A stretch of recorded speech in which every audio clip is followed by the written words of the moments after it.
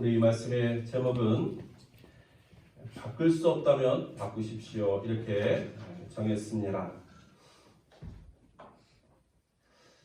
오늘 본문에 보니까 한 여인이 예수님을 찾아왔습니다. 근데 이 여인은 어떤 여인으로 소개되고 있습니까? 12년 동안 혈루증을 앓아온 여인입니다. 12년 동안 혈루증을 앓으면서 많은 의사에게, 많은 의원에게 많은 괴로움을 받았다. 성경은 기록하고 있습니다. 그가 가진 것도 다 잃어버리게 되었습니다. 그러나 그 모든 시간과 돈을 들여서 고치려고 해봤지만 아무 효험이 없어서 오히려 더 중하게 되었다. 성경은 기록하고 있습니다. 한마디로 이 여인은 절망 가운데 있는 이 여인임을 우리에게 말해주고 있습니다. 성경에서 말하는 12년의 의미는 무엇일까? 성경은 12를 충만한 수라고 이야기합니다. 하늘의 수 3과 땅의 수 4를 곱한 수가 10인데요. 40과 같은 의미입니다. 충만한 수. 그러니까 이 여인에게 있어서 이 12년 동안 혈루증을 앓았다는 의미는 너무나 많은 괴로움과 고통 가운데 충만한 삶을 살았다. 그런 것을 내포하고 있습니다. 여러분, 성경에 보니까 많은 의사에게 많은 괴로움을 받았다고 이야기합니다. 그만큼 성경은 강조해서 말하고 있습니다. 그 당시에 이 혈루병을 어떻게 치료했을까? 좀 자료를 찾아보니까 이렇게 기록되어 있었습니다.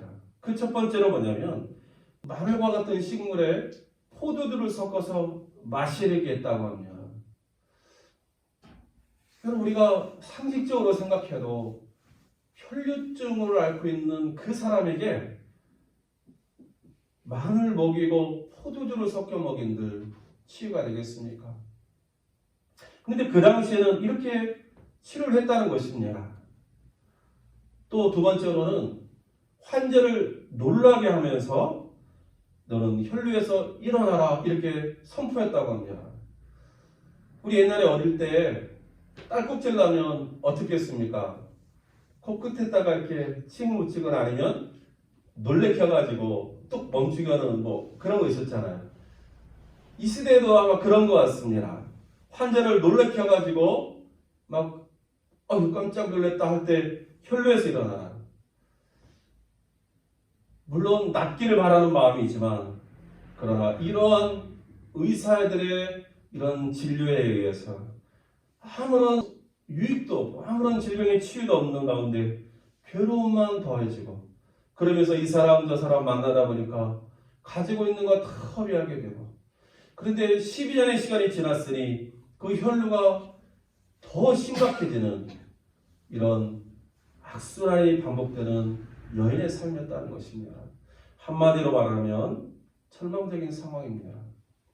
여러분, 그런데 특별히 이 여인의 절망을 이야기하면서 성경에 강조하여 표현하는 표현이 있습니다. 그게 뭐냐면 혈루 근원이라는 표현입니다. 혈루 근원. 물론 예수님에 의해서 혈루 근원이 나음을 입었습니다. 고침을 받았습니다. 그런데 예수님을 만나기 전까지 이 여인의 이 혈루병을 주장했던 것은 바로 이 혈루 근원이었다는 사실입니다. 그럼 이 혈루 근원이란 무슨 의미냐? 이 근원이라는 말이 폐계라는 단어를 쓰고 있는데요.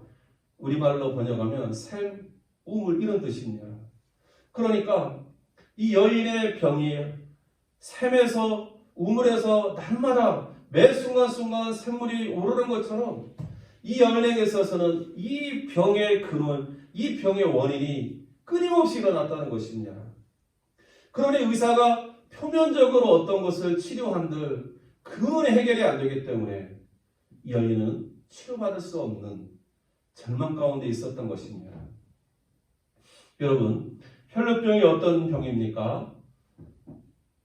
몸에서 피가 쏟아지는 병입니다. 정상적인 건강 상태에서의 피를 쏟는 것이 아니라 알 수 없는 원인 때문에 늘 몸에서 피가 유출됩니다. 그래서 구약 성경에는 유출병으로 표현된 질병입니다. 그러니 이 여인이 얼마나 육체적으로 고통당했겠습니까? 잠시만 피를 쏟아도 어지럽고 몸이 연약해질 뿐인데 12년 동안 날마다 끊임없이 마치 샘우물이 솟아오르는 것처럼 피를 쏟고 있으니 얼마나 고통스럽고 힘들겠습니까?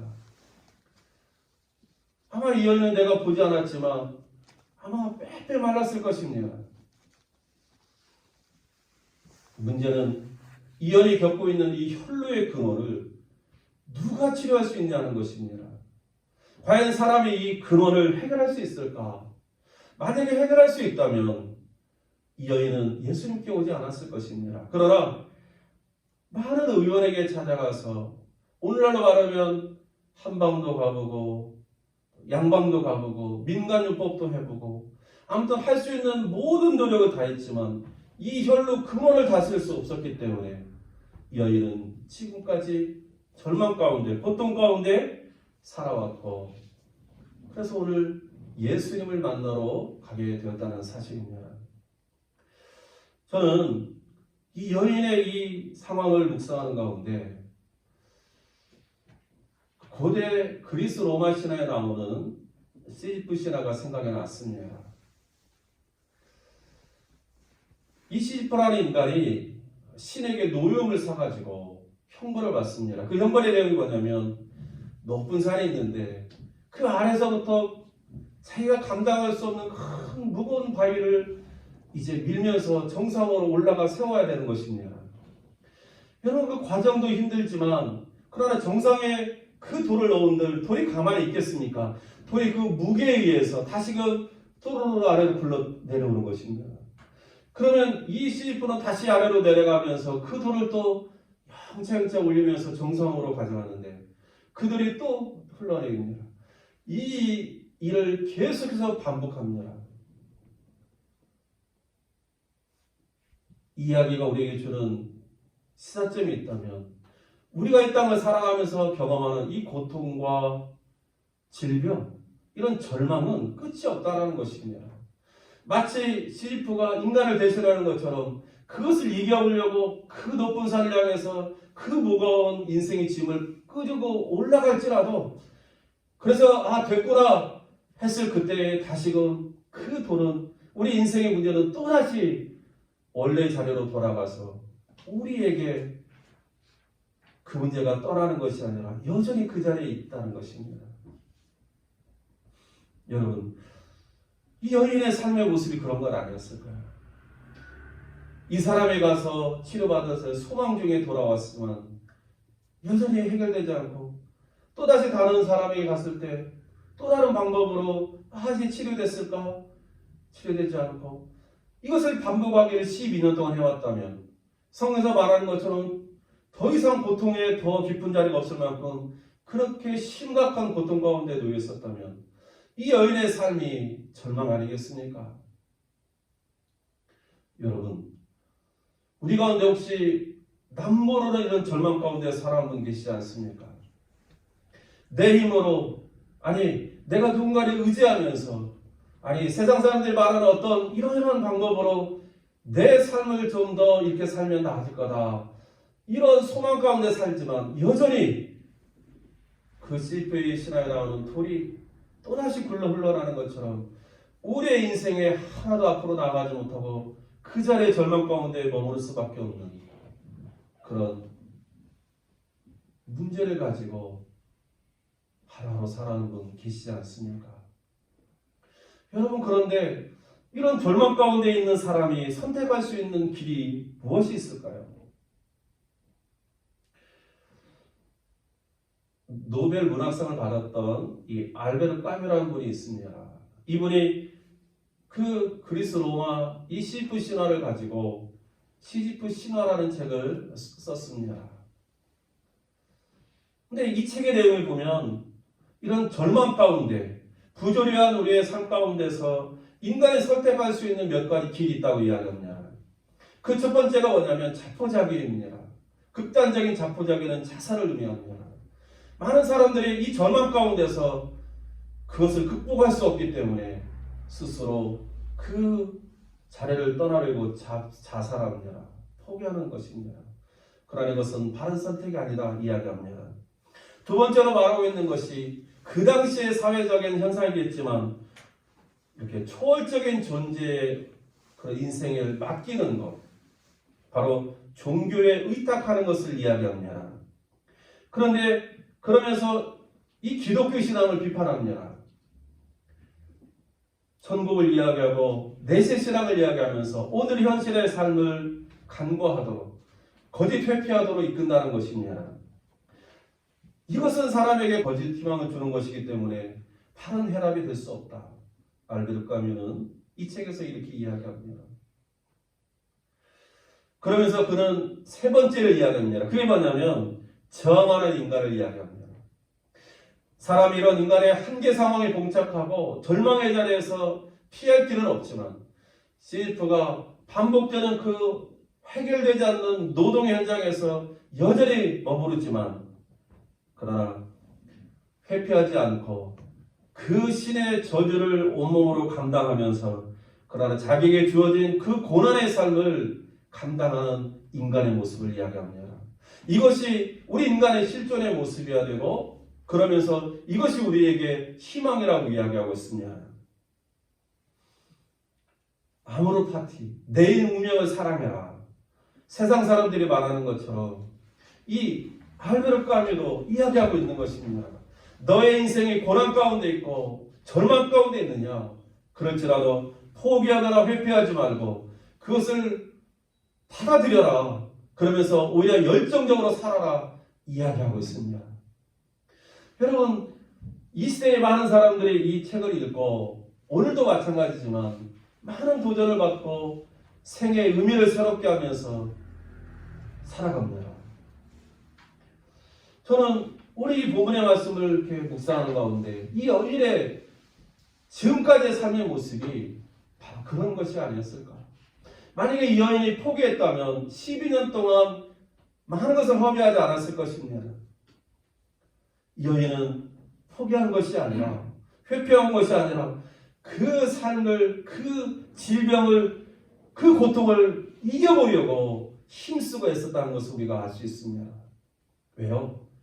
내가 가지고 있는 것을 다 허비할 만큼 찾아다녔기 때문에. 여러분,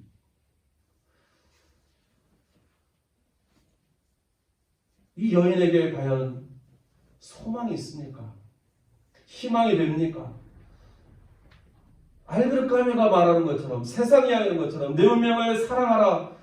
너에게 있는 그 고난, 고통과 절망을 포기하거나 회피하지 말고 맞서 싸워라 이야기하지만, 그러나 그렇게 싸우고 분투한들, 그래서 잠깐 그 희열을 느끼고 열정 속에서 살아간들, 그러나 궁극적인 구원의 길이 그에게 있습니까? 그런데 이런 절망의 자리에 있던 이 여인에게 그 삶을 변화시키는 계기가 있습니다. 그게 뭐냐면 예수님에 대한 소문이었습니다. 마가복음 4장 10절에 보면은 그 당시에 어떤 소문이 있었냐면 예수님께 예수라는 사람에게 나가서 그의 옷의 손만 대도 질병이 났더라. 이런 소문이 돌았습니다. 그랬더니 너무나 많은 사람들이 이 예수라는 사람의 몸에다가 손을 내려고 쫓아다닙니다. 그래서 예수님이 가는 곳마다 많은 사람들이 모여들기 시작합니다. 오늘날에도 우리 그리스도인들이 이런 신앙을 갈망하고 있습니다. 내가 예수의 옷에 손만 대면 내 질병이 나을 거다. 내가 예수의 옷에 손만 대면 내 인생 문제가 해결될 것이다. 내가 절망에서 놓일 것이다. 이런 신앙을 추구하는 사람들이 있습니다. 여러분, 정말 예수님의 옷에 손만 대면 낫는다. 얼마나 좋습니까? 그런데 여러분, 이게 복음이 아닙니다. 왜냐하면 예수의 옷만 생각하기 때문에 그렇습니다. 실제로 그 옷을 입고 있는 예수님, 그 병의 근원을 치료할 수 있는 능력의 예수님이 누군가에 대해서 사람들이 생각지 않고 오히려 미신적인 신앙, 예수의 옷에 손만 대면 낫는다는 이 미신적인 신앙으로 그 사람을 똘똘 뭉치기 때문에 이 사람은 옷은 대로 나갈지 모르지만 예수 그분을 알고자 나가지는 않습니다. 오늘날에도 교회 안에 많은 사람들이 예수님이 누군가, 하나님의 아들 되시고 구원자가 되시고 복음의 시작이 되시는 예수님을 알고 싶어 하기보다는 내 인생의 문제, 내 가정과 내 삶의 문제, 내 질병의 문제, 마치 예수의 옷에 손을 내면 나을 거다 이런 확신을 가지고 나오는 것처럼 예수 바라보지 못하고 예수의 옷만 보고자 하는 사람들이 많은 건 아닐까. 여러분, 그런데 이 여인은 그렇지 않았다는 것입니다. 물론 소문이 이 여인에게 새로운 전환이 되었지만 그러나 이 여인은 예수의 옷만 바라보지 않았다는 사실입니다. 이 여인이 이렇게 이야기하지 않습니까? 28절에 보니까 이는 내가 그의 옷에만 손을 대어도 구원을 받으리라 생각하니라. 여러분, 이 생각했다라는 표현이 중요합니다. 이것은 뭐냐면 반복적인 행위를 의미합니다. 그러니까 소문을 듣고 그래? 그럼 나도 한번 만나볼까? 이게 아니었다는 것입니다. 이 여인은 마음속으로 계속해서 반복하면 되는 일입니다. 내가 혈루증으로 관습상 외간 남자에게 다가와서 만날 수도 없고 사람들 틈에 들어가서 섞일 수도 없는 그러한 상황이 있지만 그러나 예수라는 분을 내가 만나서 그의 옷에 손을 대면 낫는다고 하는데 여러분, 이 소문이요 이 여인의 마음속에서 계속해서 반복될 때 믿음이 되었다는 사실입니다. 이 여인이 예수님에 대한 소망을 갖게 된 것은 믿음 때문이었습니다. 이제 이 여인에게 그 믿음이 있었습니다. 그런 의미에서 오늘날 세상이 말하는 자기 암시나 자기 최면이나 긍정적인 그런 의식이 아니었다는 것입니다. 이 여인의 마음속에 이 소문을 통해서 예수님에 대한 이야기를 통해서 싹 트오르는 믿음의 씨앗이 이 여인의 심령 가운데 자라나고 있었던 것입니다. 우리는 예수님께 나아가는 것이 대수롭지 않냐 이렇게 생각할 수 있습니다. 그러나 이 당시에는 그렇지 않습니다. 특별히 이 여인에게 그렇지 않습니다. 이 여인이 이 사람들 팀에 들어가는 것은 부정한 여인이 사람들 팀에 들어가는 것은 금기시했던 시대이기 때문에 특별히 예수라는 그 남자의 몸에 손을 대는 것은 여인이 남자애를 만나는 것뿐만 아니라 터치하는 것조차 허용되지 않은 시대이기 때문에 이것은 어쩌면 목숨 걸고 나가는 일이었다는 사실입니다. 그럼에도 불구하고 이 여인은 예수님께로 다가갑니다. 왜요? 그 마음에 반복해서 되뇌었던 그 사실, 예수의 옷에 손을 대면 나을 거야. 이 믿음 때문이었다는 사실입니다. 여러분, 우리가 신앙생활하면서 이 여인과 같은 그런 우리의 마음속에 외침이 있습니까? 되뇌임이 있습니까? 되새김이 있습니까? 여러분 하루를 살고 일주일을 살면서 예수의 이름을 얼마나 부르고 있습니까? 여러분의 구원이 되시고 온 인류의 구원이 되시는 예수님에 대한 어떠한 되새김이 있고 고백이 있습니까? 우리가 절망의 자리에서 이 여인과 같이 내가 예수님을 만나면 예수님께서 내게 은혜 베푸시면 내 인생의 문제가 내 절망의 자리에서 내가 벗어날 수 있을 거야. 이런 믿음의 고백으로 다짐하면서 되뇌면서 살아가는 날들이 얼마나 많이 있습니까?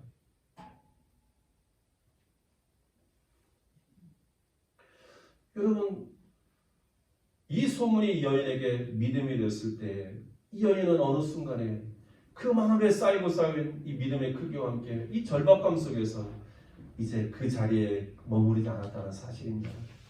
사람들 틈에 들어와서 그 밀치고 밀치는 그 사람들 속에서 예수님의 옷에 튀어와서 살짝이 옷가에 손을 댔습니다. 여러분, 그런데 놀랍죠? 뭐냐면 이 여인의 믿음이 예수님의 능력을 끌어낸 것입니다. 만난 것입니다. 마치 저수지에 물이 가득하지만 그 파이프 통로를 통해서 물이 흘러나오는 것처럼 예수님 안에 있는 그 능력의 보고에 이 여인의 믿음의 파이프를 대니까 능력이 흘러나옵니다. 근데 여기서 주목할 것은 뭐냐면 예수님께서 이 여인을 알고 있었냐는 것입니다. 전혀 몰랐습니다. 이 여인이 누군가도 몰랐고 그 많은 사람들이 밀치고 밀치는 상황 속에서 이 여인이 다가와서 손을 댔다는 사실도 몰랐습니다. 그러나 예수님이 알게 된 것은 능력이 나갔기 때문에 알게 된 거예요. 무엇을 이야기합니까? 여러분, 하나님의 은혜와 능력이 우리에게 흘러나오는 것은 예수님께서 의지적으로 이 여인을 위해서 치료하고 질병을 고치고자 애썼던 그런 흔적이 없더라도 믿음으로 주님의 몸에 손을 대는 순간 하나님의 은혜와 능력이 흘러 들어왔다는 사실입니다. 여러분, 여기에 신앙의 비밀이 있습니다. 이미 하나님께서는 어쩌면 믿음으로 하나님께 나아가 그 주님의 몸에 손을 대고자 하는 이런 간절함으로 나오는 사람에게는 이미 그 자체로 하나님의 은혜의 문을 열어놓으셨고 하나님의 능력의 문을 열어놓으신 거구나 우리에게 말씀하는 것이 아니겠습니까? 여러분, 저는 이 말씀을 묵상하는 가운데 또 깨닫게 된 것이 있습니다. 그것은 뭐냐면 여러분, 눈에 보이지 않는다고 해서 존재하지 않는 게 아니라는 사실입니다. 여러분, 지금 이 상황이 우리처럼 이렇게 고요한 때가 아닙니다. 많은 사람들이 길에서 예수님 따라다니면서 서로 밀치는 정말 시대의 그 복잡한 그런 상황 같은 상황입니다.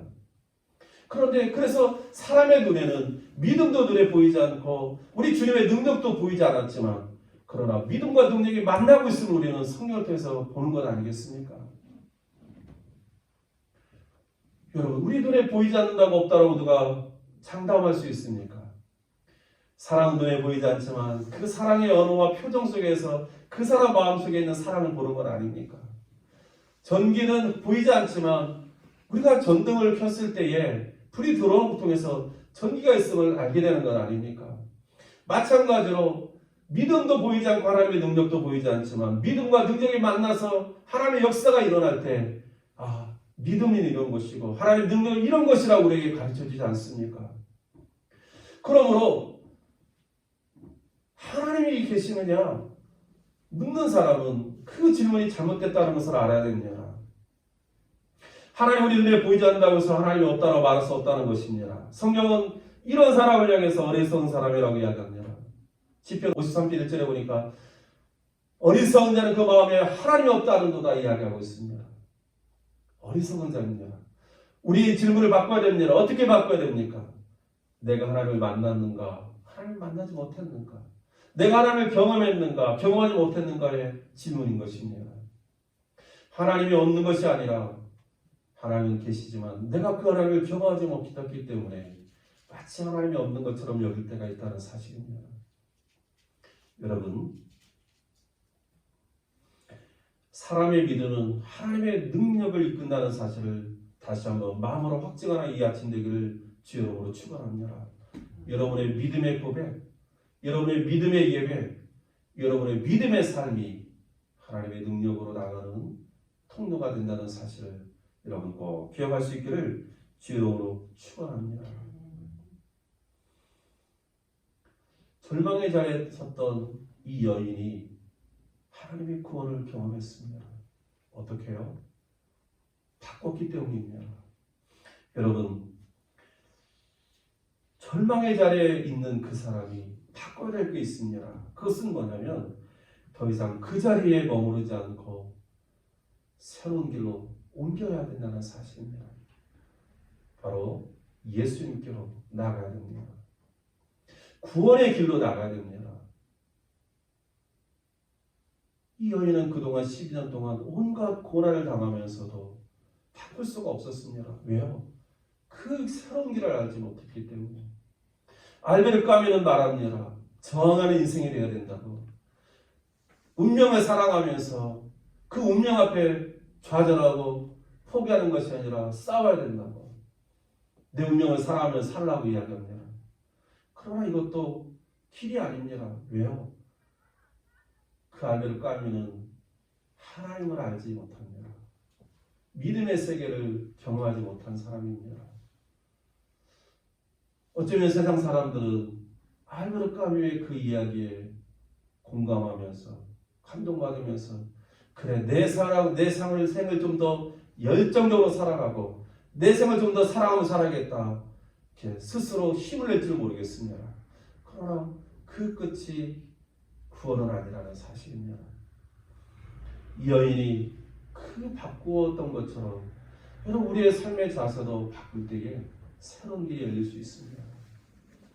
바꿀 수 없으면 바꿔야 됩니다. 그동안에 살아왔던 우리의 삶의 모습, 그 자리가 우리 인생을 바꿀 수 없다면 우리 인생의 방향을 바꿔야 됩니다. 새로운 길로 바꿔 들어가야 됩니다. 예수 그리스도, 하나님의 아들 구원자, 복음이 시작되시는 그분께로 우리 인생을 바꿔야 되는 것입니다. 이 여인이 우리에게 그것을 보여주고 있지 않습니까? 이 여인이 예수를 만나고 예수님의 능력을 통해서 믿음의 구원을 얻습니다. 그랬더니 예수님께서 이 여인에게 축복합니다. 여러분, 구원의 그 은총이 있습니다. 그게 뭐냐면 첫 번째로 따라 부르시는 주님의 음성입니다. 이 여인은 그동안 예수님의 딸이 아니었습니다. 예수님과 무관한 사람이었습니다. 그러나 이제 하나님의 구원의 자리에 들어선 순간 예수님이 여인을 향해서 딸이라 부르고 있습니다. 아들이라 부르고 있는 것입니다. 하나님과 우리의 관계가 이제 이방인과 같은 그런 거리가 아니라 딸과 아들과 같은 그런 새로운 관계 속으로 들어가는 것입니다. 이게 구원의 은총입니다. 여러분, 그래서 성경에 보면 내가 너의 하나님이 되고 너희는 내 백성이 될 거라는 이 하나님의 선포야말로 가장 큰 은혜와 축복 중에 축복이라는 사실을 우리가 마음으로 믿어야 됩니다. 두 번째로 예수님께서 이 여인에게 말씀합니다. 평안히 가라. 평안히 가라. 여러분, 이 말씀의 원어적 의미는 뭐냐면 평안한 땅으로 가라. 평안한 미래로 가라는 의미입니다. 이것이 바로 구원의 은총입니다.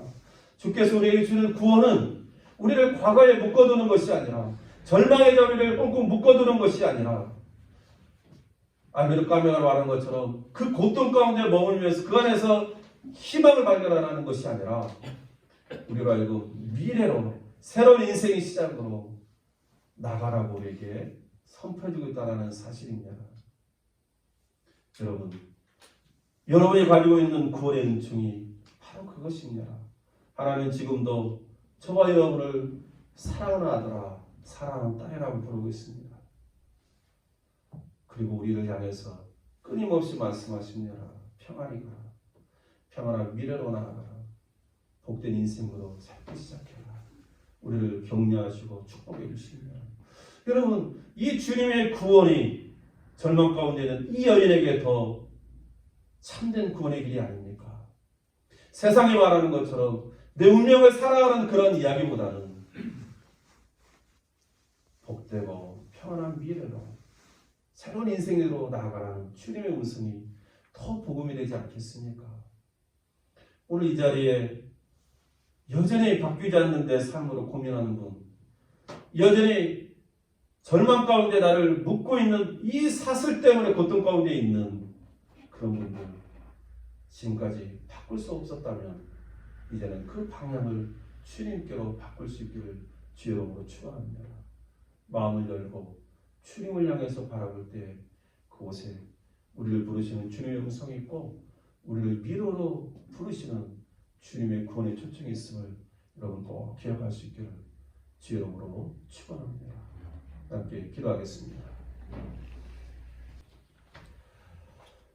하나님 아버지, 절망의 자리가 반복될지라도 우리에게 주님의 부르심과 구원의 길이 있음을 깨닫게 해주셔서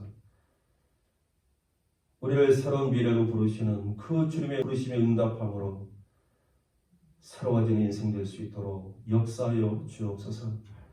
우리의 굳게 닫힌 마음의 문을 열어주시고 20년 동안 혈루증으로 고통받는 여인의 삶의 자리에서 예수님께 방향을 돌렸을 때에 새로운 인생이 펼쳐지는 것처럼 우리의 남은 인생이 그렇게 될 수 있도록 역사하여 주옵소서.